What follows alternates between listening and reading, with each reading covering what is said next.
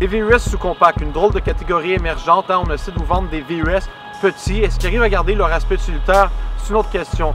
N'empêche qu'aujourd'hui, on reçoit deux véhicules qui ont une approche très différente au même problème, c'est-à-dire le Mazda CX-3 et le Honda HR-V, et ensemble, on va démêler un peu qui fait quoi.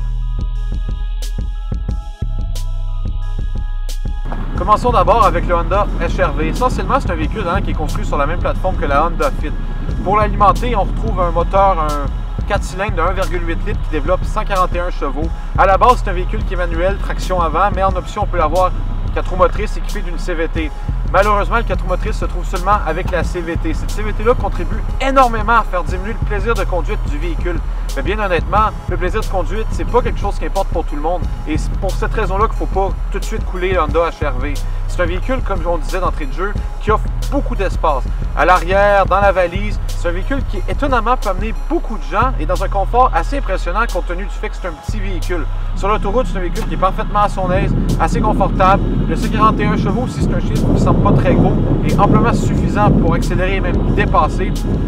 Mais malheureusement, c'est pas un véhicule qui est très sportif, c'est pas un véhicule qui est très amusant, c'est un véhicule très conservateur.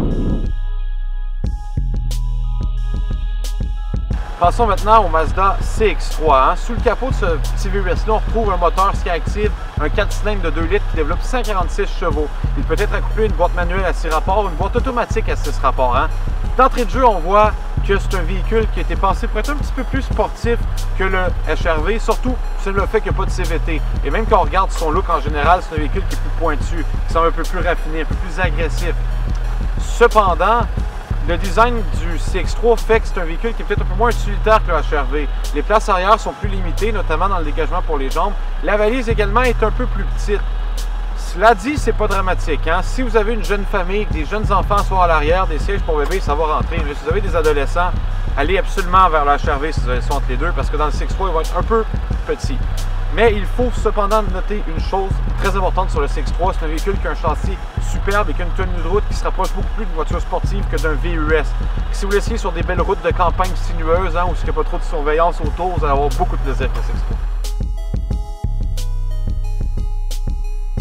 Alors, comme on vient de voir, deux approches très différentes. L'une conservatrice, plus axée vers le confort, plus axée vers l'espace, et l'une plus émotive, une approche qui se veut plus sportive, plus enthousiaste. Maintenant, laquelle choisir? Bien entendu, l'amateur de conduite va toujours se tourner vers un véhicule qui lui donne un peu plus de sensations, comme le Mazda CX-3. Mais force est d'admettre qu'une jeune famille, ou du moins quelqu'un qui recherche de l'espace, va plus se tourner vers le HR-V. Il en demeure pas moins que ces deux excellents véhicules, et si vous choisissez un de ces deux-là, vous ne serez pas déçus.